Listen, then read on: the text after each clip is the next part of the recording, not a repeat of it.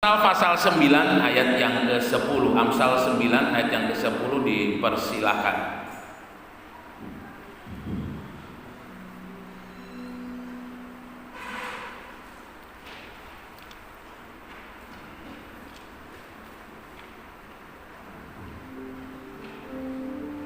Amsal 9 ayat 10.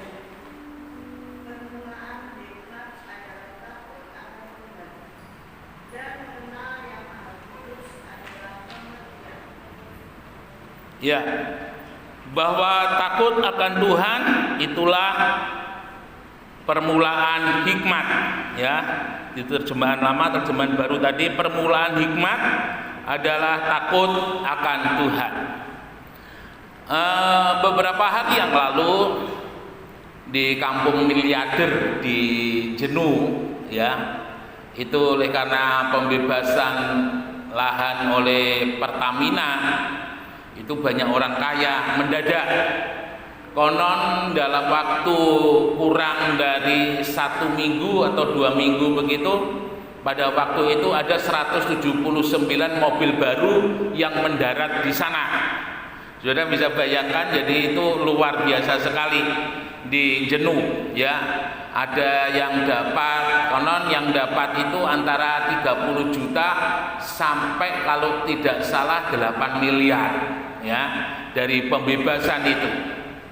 Artinya di kampung miliarder itu nyaris hari itu tidak ada orang yang miskin, ya. Mungkin ada beberapa orang yang tidak punya tanah begitu, yang mereka tidak bisa menikmati hasil dari penjualan tanah ke Pertamina.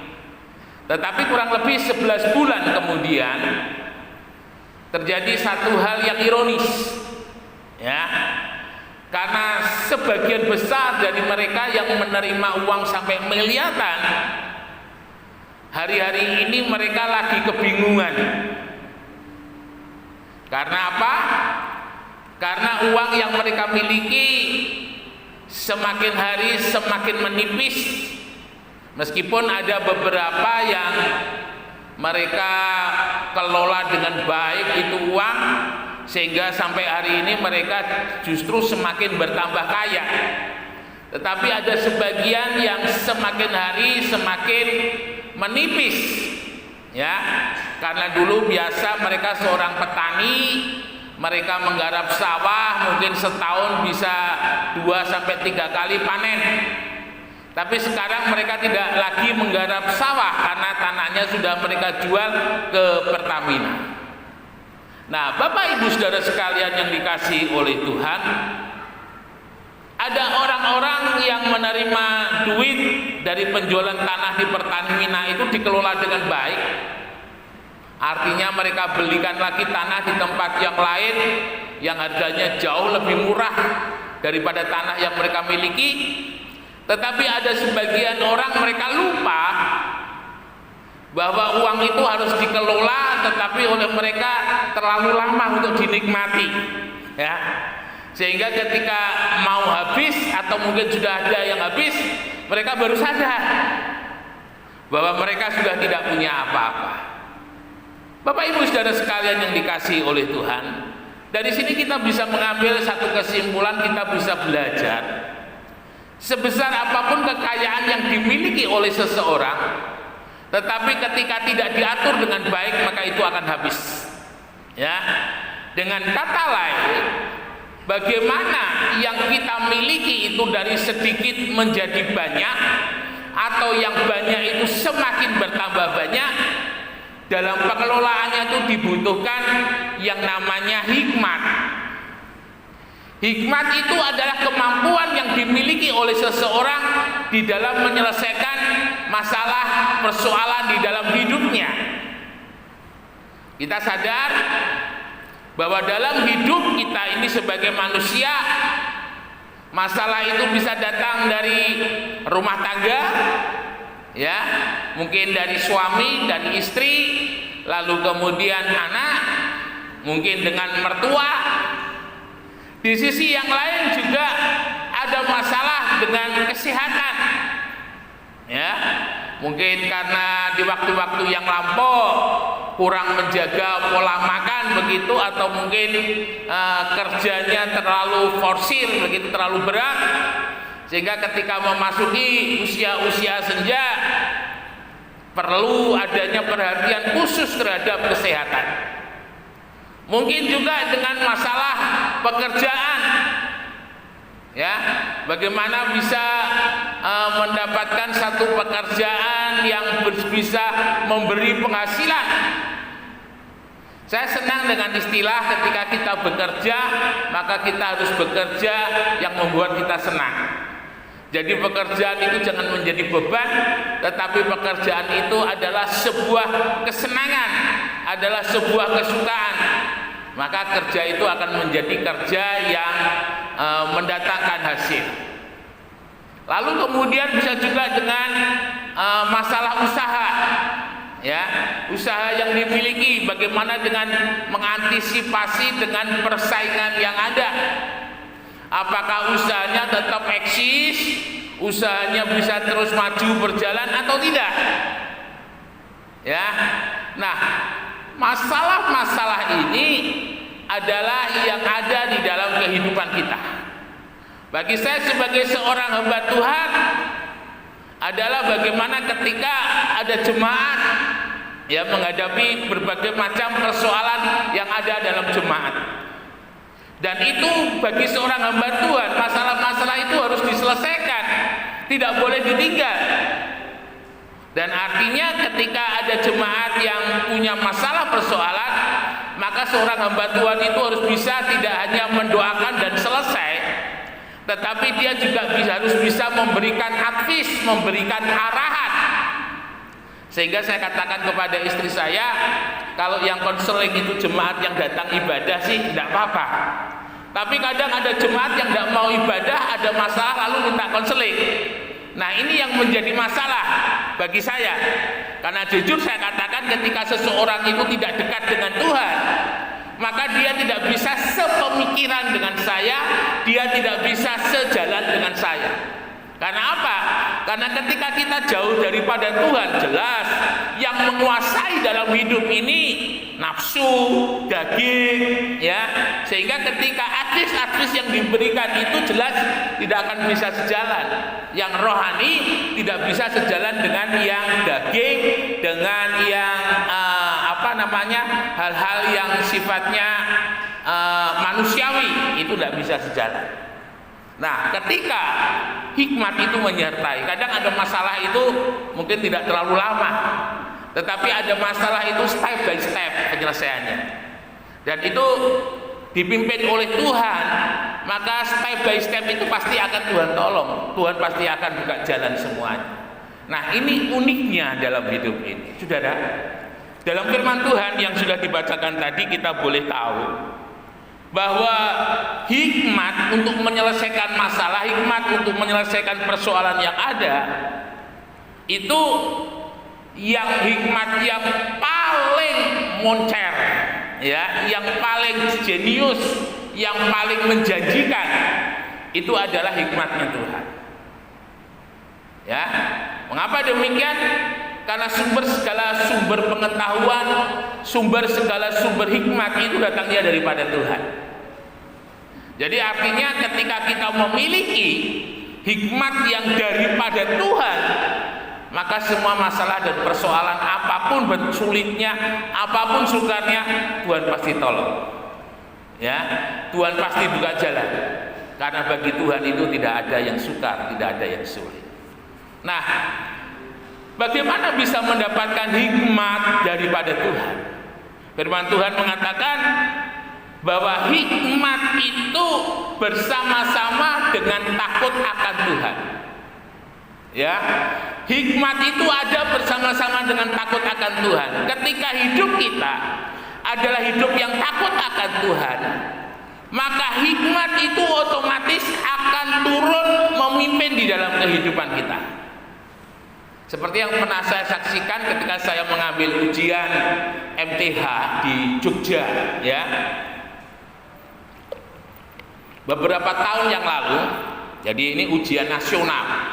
Jadi kalau dulu ijazah itu ada 2, ijazah yang dikeluarkan oleh sekolah Lalu ijazah yang dikeluarkan oleh Departemen Agama, dan kalau di teologi itu di bawah naungan Departemen Agama, ya.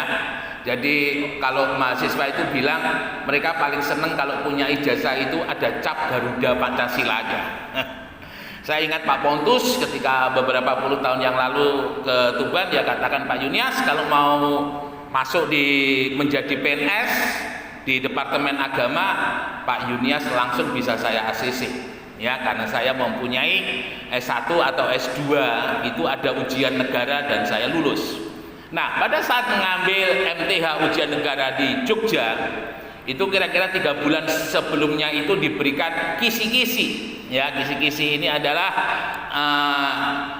mengenai seputar yang akan ditanyakan di dalam ujian itu seperti apa. Saya ingat pada waktu itu ada sekitar kurang lebih 29 buku, ya, yang harus dipersiapkan untuk ujian, dan masing-masing buku itu saya kalau nggak salah ingat itu paling tipis itu 200-300 halaman, dan ada satu buku itu yang paling tebal itu sekitar hampir 2000 halaman. Ya, saya usaha cari. Ada yang beli di toko buku rohani, ada yang beli di Loaan di Jalan Semarang. Ya, buku-buku koleksi saya sebagian ada dari Loaan di Jalan Semarang. Nah, ketika pada waktunya ujian, saudara, dan saya tidak mungkin menghabiskan 29 judul buku yang luar biasa tebalnya itu dalam waktu 3 bulan dan mengerti dan paham, ya. Jadi saya coba-coba yang kira-kira dikeluarkan itu apa, hanya main feeling begitu kira-kira dari daftar halaman isi itu. Akhirnya pada waktunya berangkat, dan pada waktu itu alternatif pilihan untuk menginap itu yang pertama bisa di losmen sekitar atau hotel sekitar kampus kampus UKRIM atau STI itu jadi satu kampusnya. Atau pada waktu itu saya memilih karena saran dari waktu itu ada Lilis, ya, yang mahasiswi STI yang praktek di Tuban, menginap di tempat kos keponakannya. Jadi di STI itu mahasiswanya ditaruh di rumah-rumah penduduk, disewakan rumah penduduk. Jadi satu rumah itu isinya bisa 8 sampai 12 mahasiswa. Saya tinggal di sana. Dan ketika saya di sana, waktu itu satu porsi makan itu kalau tidak salah masih 2.500 atau 3.000, saudara. Jadi makan malam itu saya bosi semuanya makan. Jadi pada waktu itu kita sama-sama doa, dan salah satu pokok doanya itu mendoakan saya untuk ujian. Nah, Bapak Ibu Saudara sekalian dikasih oleh Tuhan, malam ketika selesai doa saya istirahat, tiba-tiba tengah malam saya dibangunkan, tiba-tiba feeling aja ya dalam hati, coba kamu lihat buku ini, ya, halaman ini judulnya bukunya itu seperti ini. Saya buka, saya baca beberapa halaman, saya buka, saya baca beberapa halaman, dan esoknya ujian.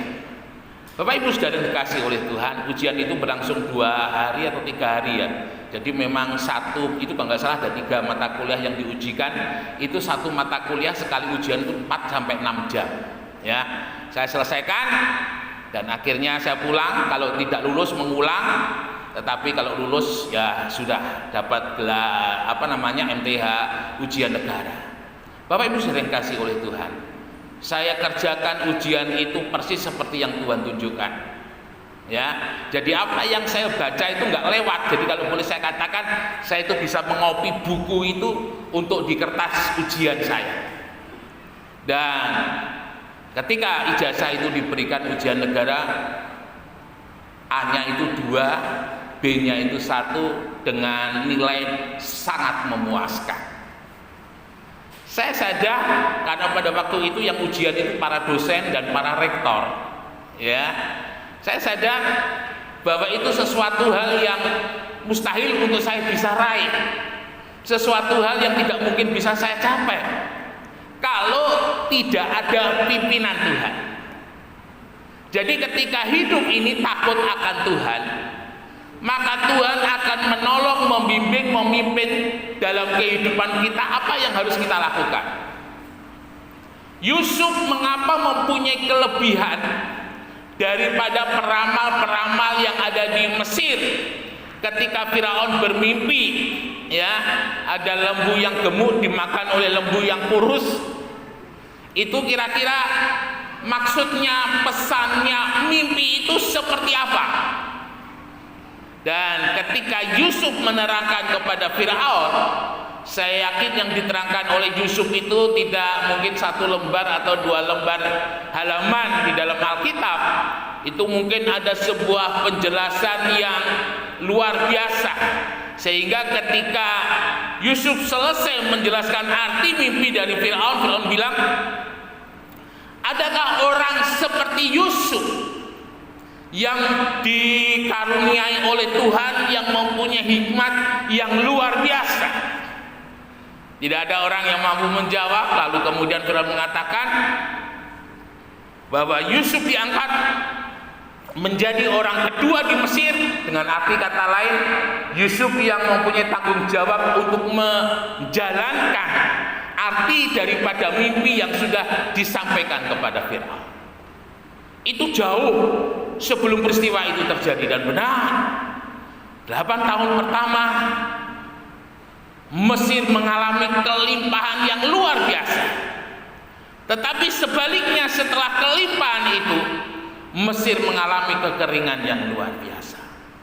Yusuf bisa mengatasi dan membuat kerajaan Mesir pada waktu itu, mungkin kalau boleh saya bilang, menjadi satu-satunya kerajaan yang ada di sana yang bebas dari adanya kelaparan.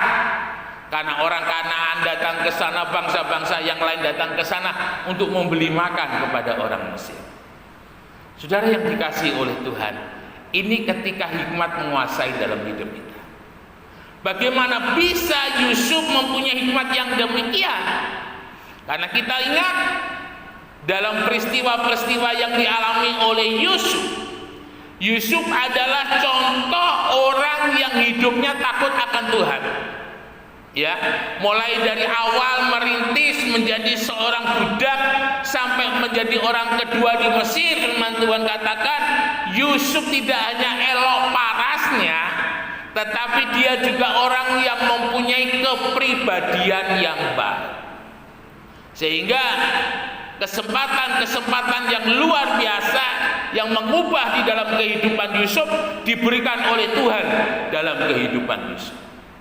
Bapak Ibu Saudara yang dikasihi oleh Tuhan, takut akan Tuhan itu adalah sikap, sebagian sikap daripada iman. Kadang orang itu ada sebuah kesalahan yang dilakukan oleh orang Kristen. Dia hanya mempunyai iman ketika dia berdoa, dia percaya Tuhan akan menjawab, Tuhan akan mengabulkan, karena Tuhan yang mempunyai langit, bumi, dan segala isinya. Tapi seringkali orang Kristen lupa beriman di dalam hidup. Dalam arti dia tidak mau sadar bahwa ada sepasang mata Tuhan yang melihat di dalam setiap langkah kehidupan orang percaya. Ya, Pak Mastur mengatakan di gunung Tuhan ada, di samudra Tuhan ada, di angkasa Tuhan ada. Tuhan melihat sampai dunia orang mati pun Tuhan ada, Tuhan melihat. Nah, ini yang seringkali terabaikan.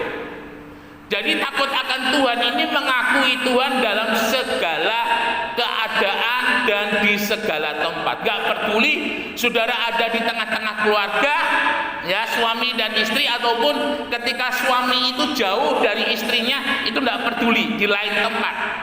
Takut akan Tuhan itu tetap ada di dalam kehidupannya, sehingga dia selalu teringat akan janji nikah yang diucapkan, mau setia, mau mengasihi, hanya maut yang memisahkan.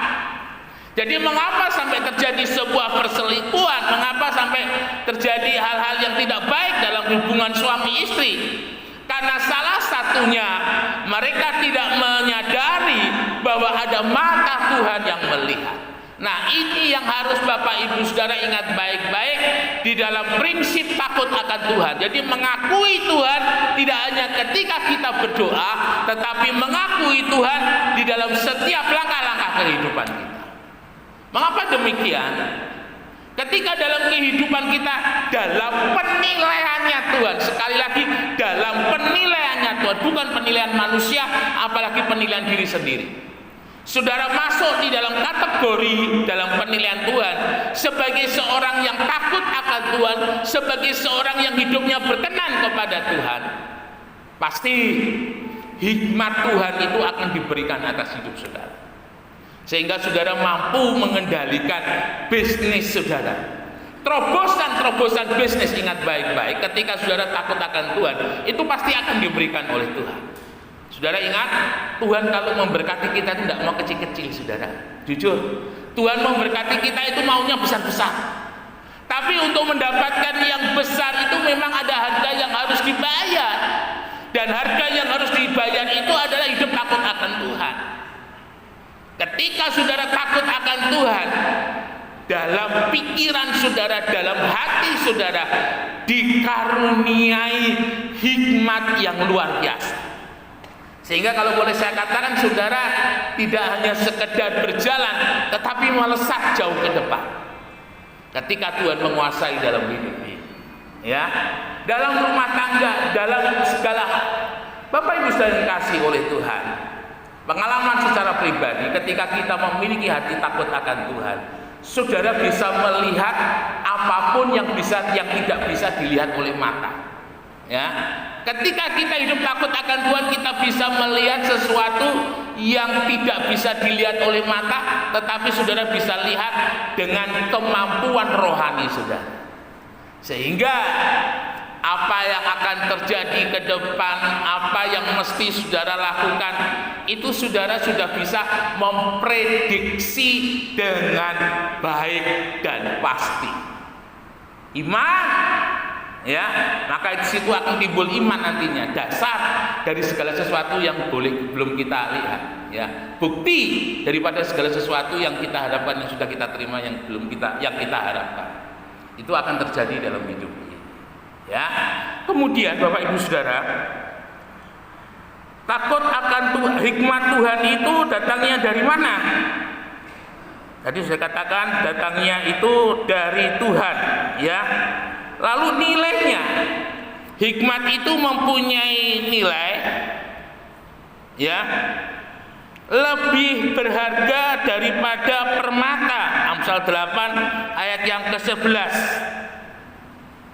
Jadi ketika saudara punya hikmat, meskipun saudara saat ini mungkin dalam kondisi posisi di bawah begitu, tetapi itu sesuatu hal yang bisa membuat saudara menjadi besar, jauh nilainya daripada permata, jauh nilainya daripada hal-hal jasmani yang ada dalam dunia ini.